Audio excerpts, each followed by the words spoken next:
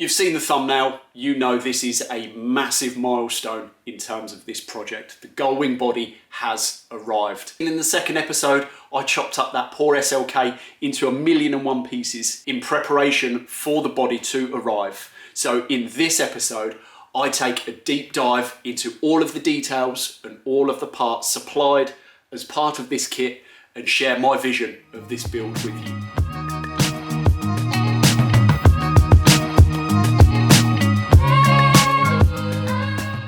I'd planned to catch the unloading of the body on camera, but with all great plans, they do change. And what I saw when the driver opened the rear doors to the trailer was the fact that the carriers had moved the body and stacked it on a load of pallets. I had to round up a couple of friends and we manhandled the body out of the side of the trailer and got all of the parts moved down and sat in my garage. It was a fantastic feeling knowing that this project could really now start to kick off. There's a couple of bits that I've been asked about that I hadn't covered off in the first or second episode, and that's in relation to the vision of this car, what is in my mind's eye for what it's going to look like when it's complete, and how much research has actually gone into arriving where I've got to, which is at a relatively early stage in this build. So covering off that second point first, back in 2022, when the GT40 was just on the road, I was out enjoying it, shakedown miles, really starting to enjoy the fruits of my previous 2 years of labour. I'd already started looking into the logistics of building a Gullwing. I'd joined a Facebook builders page and tried to gain as much information and research from there as possible. I'd had some high-level talks with a couple of body makers in terms of prices and lead times, and even gone down the roads of setting myself up with an Excel spreadsheet, just detailing out sources of parts such as hinges, door handles, bumpers, things of that nature. Because one of these builds, parts are basically pulled in from all over the world to make one of these. There certainly isn't the depth of one-stop shop manufacturers like I was used to with the GT40.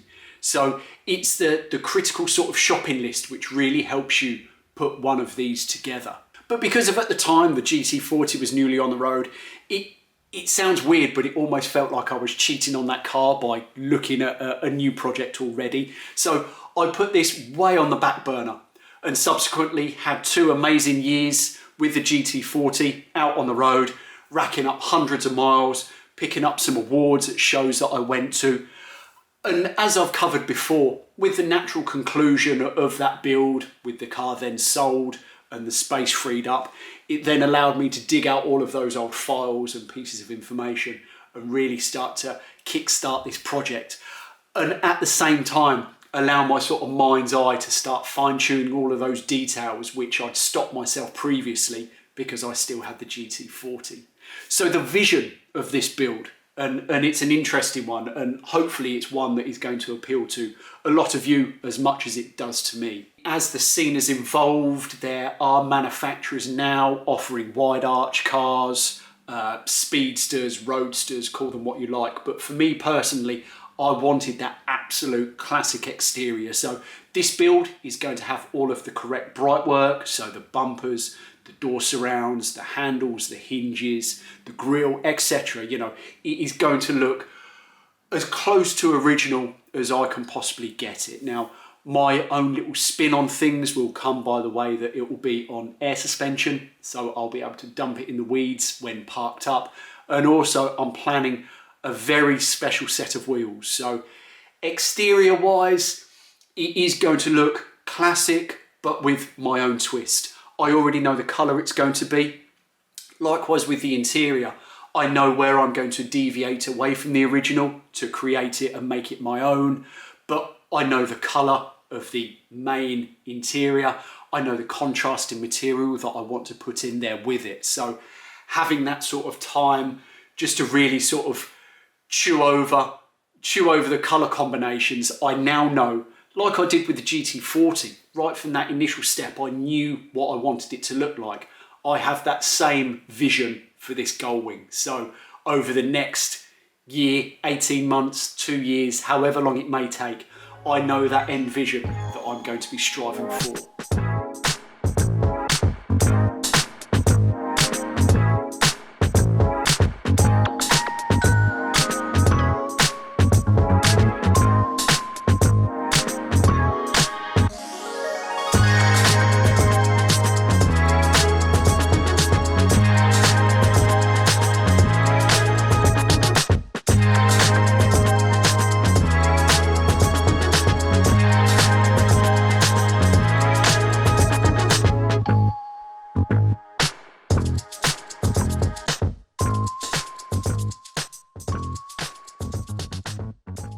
Before we jump into all of the wonderful details on this car, what I want to do is touch on a question that does get asked quite a lot, and it's, where do these bodies come from? You know, how do you know what you've bought is taken from an original car? And there are basically three ways to end up with a Gullwing body. The first one we'll cover off pretty easy, is buy yourself a 3D CAD model. From there you can have yourself cut your MDF buck to then form your aluminium panels over, or you can foam fill it and form it and then lay up your own fiberglass to then pull moulds off of to then create your own body. So that's option number one, and there are plenty of people out there doing that. Options 2 and 3 are basically where this thing all began. Now there are two names. One is Tony Ostermeyer. He had or came by an original Gullwing of which he pulled moulds from. From there, he produced, I think it was just over 220 replica Gullwings. Now, these finished cars are held in quite high regard, and they're fetching still these days around $200,000 to $300,000. You know, they were seen as the cream of the crop. There's a second chap who's not so quite well known to, you know, the masses, but when you start getting into this scene, it's certainly a name that you'll come across, and that is a chap called Herman Quint.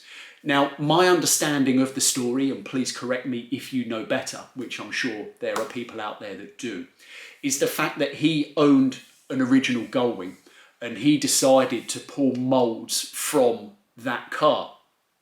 Now, this is basically where my body comes into it.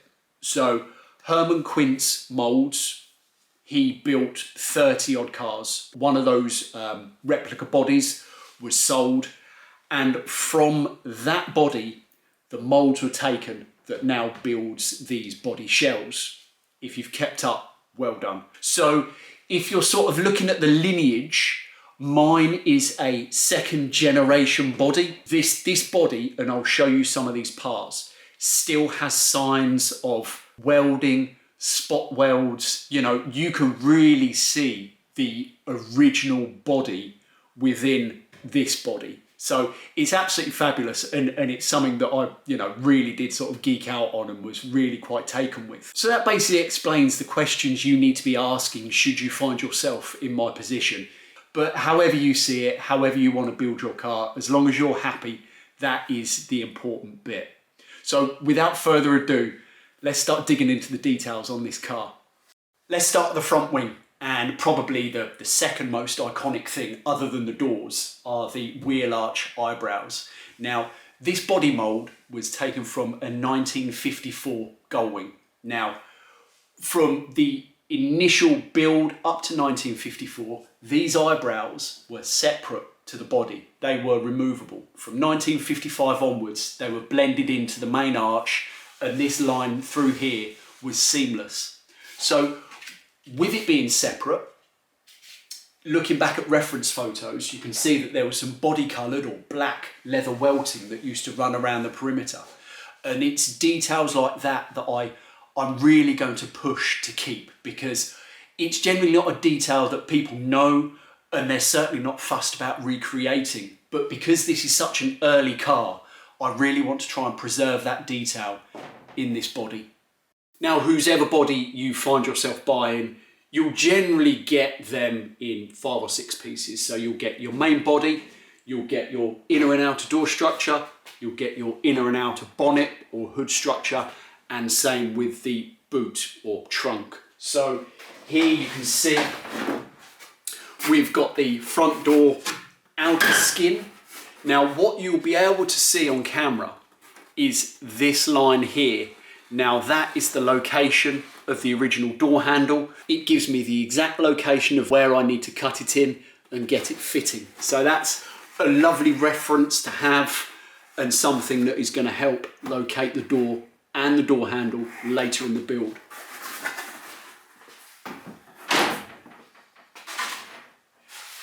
And the inner structure, depending who makes it, depending how rigid they make it, I've seen some of these structures are incredibly floppy and need a huge amount of reinforcement inside the actual frame. These inner structures that are supplied with this body are incredibly robust. I'm still going to reinforce them because of the pressures of the Gullwing hinge.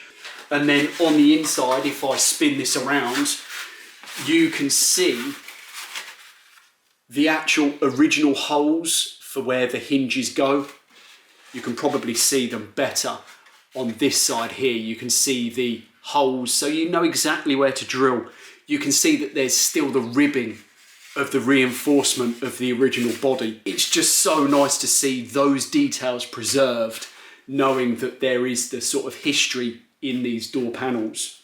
Another wicked detail coming down to the bottom of the door. So if I turn this around, you can see just there where the actual internal door handle needs to get cut in. I have recreations of the original door handles, which I'll show you over the next few episodes. They're like jewelry.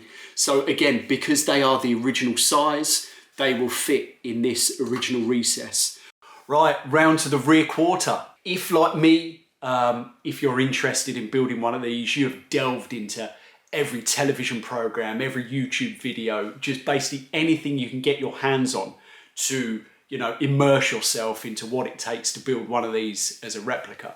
So one of the programs that you may have watched is Bitchin' Rides or Kindig Designs, and they built 5 or 6 years ago a replica Gullwing for a client. Now the client bought them an already roadworthy, very nice looking Gullwing and asked them to take it to the next level. It looked nice and it looked like you thought a Gullwing would, but it wasn't until they started cross-referencing photos that they really started to see where it deviated from an original car. And one of the massive items that they did stumble across was the line of the bottom of the rear quarter window, how it wrapped around and followed round in a really beautiful arch into the line of the rear window. On that particular replica, it sort of ramped up here and didn't flow into the rear window. So looking at this body and looking at those lines, you can tell that there's going to be that correct flow of the bottom of the windows into each other. There's another area that you can also tell, and I'll show you now. Another giveaway for a good or bad replica body is the lines of the front window to the front windscreen. These need to be absolutely parallel to each other.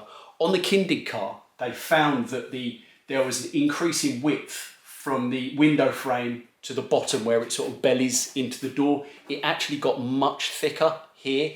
So what they ended up doing was cutting all of this around and getting it as it should be and as this body is. Both of these lines from your A-pillar of your windscreen and the A-pillar of your door should be absolutely parallel. The other thing they had an issue with was the angle and the radius of the bottom of the door. You'll see if you look closely on some bad replicas, the fact this is much straighter and then sort of tapers in and down along the bottom edge. These real, or the replicas of the real cars, have a much more swooping angle and then radius before it then starts running along the bottom door. So it's small details, but it really does make a massive difference. One area that this body does deviate away from pretty much all of the other replica bodies that are made is the fact that the inner sill panel isn't pre-bonded or isn't made with the actual main body of the car. You see here, it actually comes separately. So that will then mean that it needs to be trimmed and fitted, get that into position, and then that would fit in this sort of location. Personally, I see it as an advantage because how the body structure needs to be fabricated. you need to build a structure off of the SLK chassis to support this panel and to bear the weight of the body. Having this whole area open will allow far greater ease of access to fabricate up the necessary frame to then support the body on. So once the metal frame is fabricated, with this sat in its correct location at its correct height, this can then be bonded in, absolutely perfectly marrying up with that metal structure below. And just touching on, as I have done, let me get this out. As with the other panels, you can see that there are remnants of the original car. You can see that there is, God, where did I just see it? There was even some bad welding and spot welds that you can see here taken from the moulds of the original car. So it's little artifacts like that that I think is absolutely superb. They'll never be seen when it's all trimmed, but just knowing that they're there, I don't know, I just quite like it. So the bonnet is massive and is as equally as good quality as the rest of the body parts. Inner structure, outer skin, still got the original mounting holes. I am going to make it so the bonnet does tip the correct way, so it pivots at the front and it tucks in behind the front nose panel. I've got some reproductions of the original hinges, so again, just trying to get everything in check so I can put together a plan and execute it so I end up with the result I need. The last big piece of the exterior are the seal cover trims, and you will be able to see that there is still the indent from the central jacking point that is correct and true to the original cars. So this will be yet another detail that I try and work into my build. So jumping into the interior pieces, here you can see I've got the dash top and also the fascia plate. Clearly you can see where the gauges are to be drilled and fitted, and then running along the fascia you can see there are various indentations and holes for switch gear and warning lights and things of that nature. Now what you'll be able to see is, as you're looking at this, is the fact that this is a left-hand drive dashboard, and here in the UK we drive on the right-hand side. So what I am going to need to do is just to chop this into a number of pieces and just refabricate this dashboard and the dashboard top to make it a right-hand drive version. Now the builder of this kit did say it would be possible to 3D scan one of the dashes, and then he would mirror that model and then remake dashboards in right-hand drive should there be the demand. But for me, having this dash in left-hand drive and just chopping it up is no big deal in the grand scheme of this build. Let's kick off with the fiberglass seat buckets. You can imagine these upholstered and trimmed out and looking absolutely perfect and period correct. So you get 2 of these as part of the package, and yeah, they look absolutely spot on. It just saves a headache of having to order and buy them later down the road. The last couple of pieces that I do have to show you are just a massive time saver, in all honesty. This first piece is the front portion of the headliner. So as you're looking at this is where your sun visors are there and there. You've got your courtesy light in the center. Now to have this just saves a whole ton of fabrication and a whole ton of guesswork really. So with a little bit of fine tuning and fettling, this will be fitted to the inside of the car and will be, you know, ready and prepped for trimming. The last piece of all of this kit, and possibly one of the largest, is this, and it is basically the back half of the Gullwing's interior. The really good thing for me, which is, you know, quite a key detail, is the fact that having this bottom level allows me to set the level of that rear cabin space. And I mentioned in a previous video that getting that correct is personally quite critical for me. So again, this is just a massive time saver. Having to fabricate all of this, regardless if it needs some trimming and fettling, you know, I'm still probably 20, 30, 40 hours ahead of where I would be if I was making this from scratch. One last piece, how could I forget? I have some headlight bowls. Now these will fiberglass in from the backside of the headlights, so your headlight will fit into this recess, into this bucket. They mount to the face here. your chrome beauty ring then fits around the outside. But again, having them, it just saves you having to make up a solution from scratch. And yeah, they are perfect, fit for purpose. Bond them into the backside of the body and away you go. If you've made it this far in the episode and you're serious about wanting to build your own Gullwing and you have other questions that I've not covered in this episode and you're interested in placing an order on this specific kit, then please feel free to drop me a DM. If you're here in the UK, I'm able to offer advice on the VAT and import that's necessary on one of these kits. Likewise, the actual physical shipping. I have contacts that are able to get one of these into the UK nice and easily. Likewise, if you are worldwide, the manufacturer of these packages has shipped worldwide, so there is a wealth of knowledge and experience there. So wherever you are, getting one of these packages to you won't be an issue. And from there, if you do want to place an order, I'm more than happy to make that connection between the manufacturer and yourself, so you can then go ahead and place that order. And I think that takes us to a nice conclusion. I hope you've enjoyed this one. It has been a real detailed deep dive into this package and everything that is supplied with it. But in the next episode, it's going to be equally as huge. I am going to be test fitting the body over the cut down chassis just to try and figure out if it fits and what still needs to be done once I've started marrying those two together. So I'm looking forward to it, as I hope you are too. So up until then, I'll catch you next time.